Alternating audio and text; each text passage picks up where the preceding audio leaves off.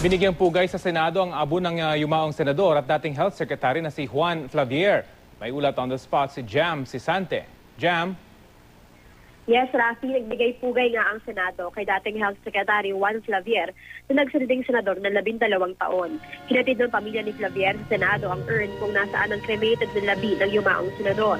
Sa Session Hall, sa kanilang necrological service, isa-isang nagbigay ng eulogy ang mga nakasama ni Flavier sa Senado nang magsilbi itong senador mula 1995 hanggang taong 2007.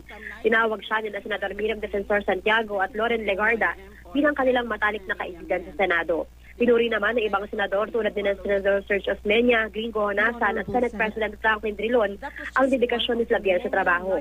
Kabilang sa kanyang inakdang batas ang Clean Air Act, Traditional and Alternative Medicine Act at Anti-Money Laundering Act. Bilang kinatawan ng pamilya Flavier ay nagpasalamat ng kanyang anak na si Dr. Jonathan Flavier. Anya, inaalay ng kanyang ama ang kanyang buhay sa paniniguro ng kalusugan ng mga Pinoy.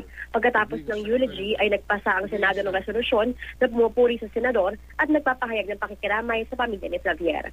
At yan muna ang latest mula dito sa Senado. Rafi? Maraming salamat, Jam Sisante.